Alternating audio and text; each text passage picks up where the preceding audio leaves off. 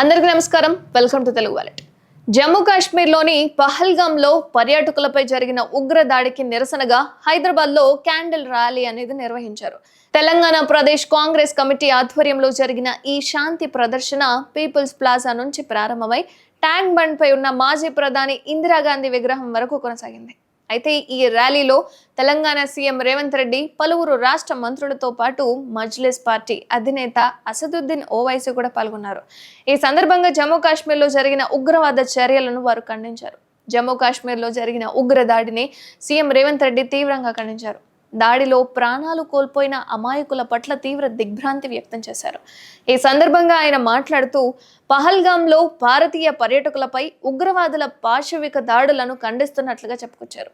ఇలాంటి దాడులు పునరావృతం కాకుండా ఉండాలి అంటే భారత ప్రభుత్వం కఠినంగా వ్యవహరించాలని చెప్పారు. అండ్ రాజకీయాలకు అతీతంగా ఉగ్రవాదానికి వ్యతిరేకంగా పోరాడాల్సిన అవసరం ఎంతగానో ఉందని సీఎం రేవంత్ రెడ్డి అన్నారు. అలాగే ఉగ్రవాదంపై భారత ప్రభుత్వం చేపట్టే ప్రతి చర్యకు మద్దతు పలికేందుకు అందరం సిద్ధంగా ఉన్నామని చెప్పుకొచ్చాడు.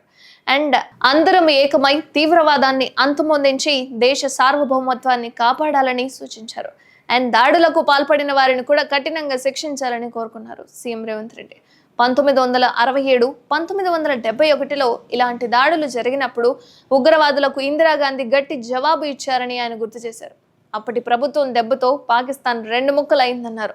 ఈ సందర్భంలో ఇందిరాగాంధీని వాజ్పేయి దుర్గామాతతో పోల్చారని గుర్తు చేశారు. దుర్గామాత భక్తులైన ప్రధాని మోదీ ఇందిరాగాంధీని ఆదర్శంగా తీసుకోవాలని ఆయన అన్నారు.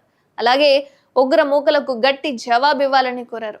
కోట్లాది భారతీయులంతా మీకు మద్దతుగా ఉంటారని, ఒక్క దెబ్బతో పాకిస్తాన్ను రెండు ముక్కలు చేయాలని ఆయన పాక్ ఆక్రమిత కాశ్మీర్ను భారత్లో కలపాలని సీఎం రేవంత్ రెడ్డి ఈ సందర్భంగా చెప్పుకొచ్చాడు.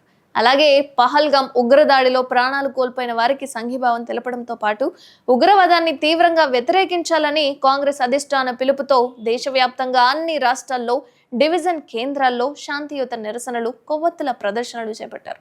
అలాగే ఈ క్రమంలో తెలంగాణలో సీఎం రేవంత్ రెడ్డి నేతృత్వంలో ఈ శాంతి ర్యాలీని నిర్వహించారు.